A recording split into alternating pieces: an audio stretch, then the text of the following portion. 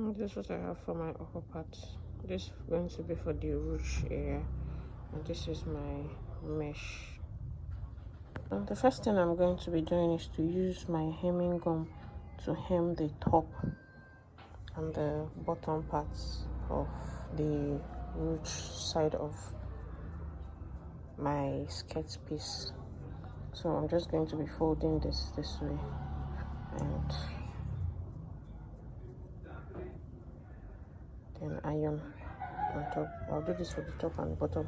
I'll do it for both the front and the back.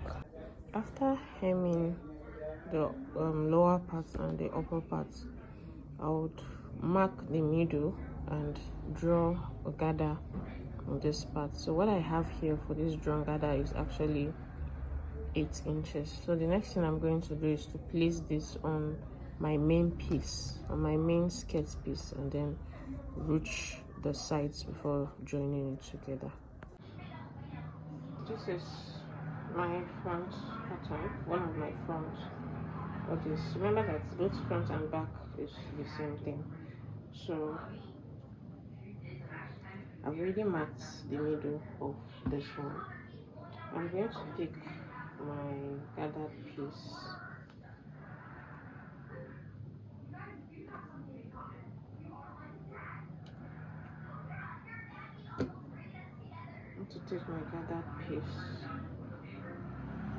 try to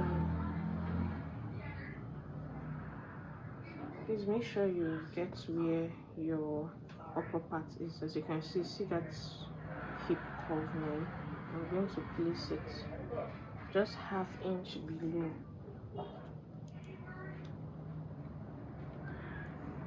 ½ inch below the main skirt piece, because this is where I'll be joining my mesh part too.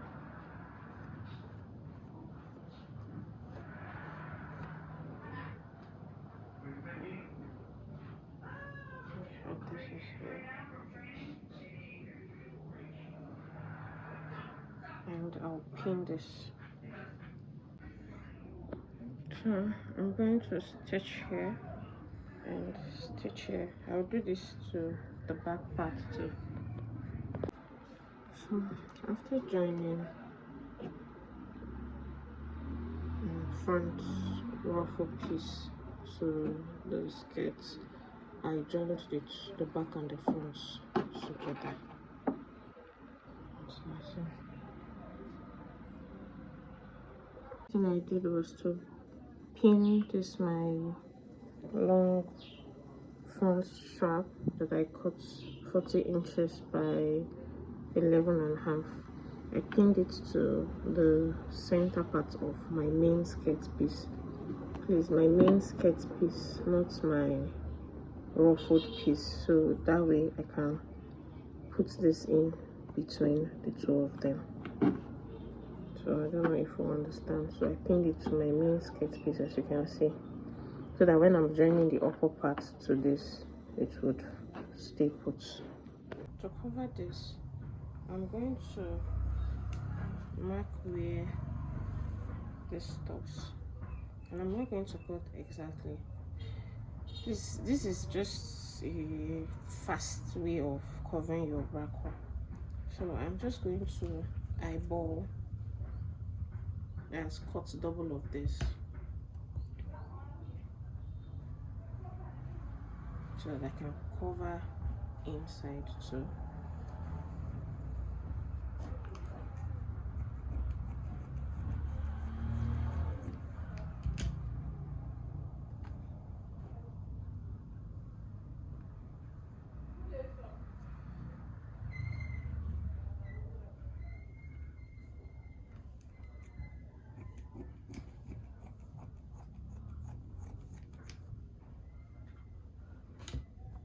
So all I have to do is to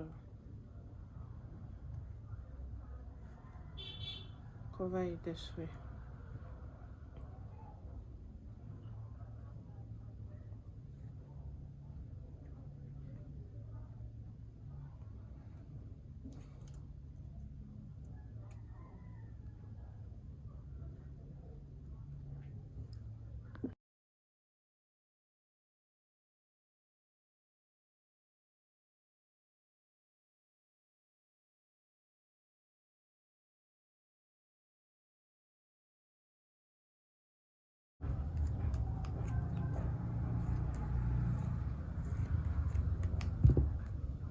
I'm going to do this to the second one.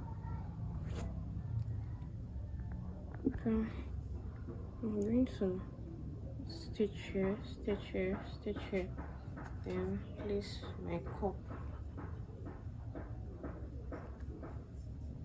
inside like this and stitch. So for my back, I folded by 1 inch and used my hemming gum to hold it in place. This is to be able to maintain the stretch. So for the twisted knot area on the bust point, what I did for the both lengths was to calculate my bust measurement divided by 2, and then I added extra 10 inches to it. That way, when I place each on top of the other, I would have enough to gather on each edge of my bust area. As you can see, when I do the knots like this, I'll have enough to be able to cover the bust area. I'm sorry I lost the clip of this particular tutorial, but it's not hard. This is just what I did on that point. I just did gathers on each side and then placed it on top of the bust area to cover it.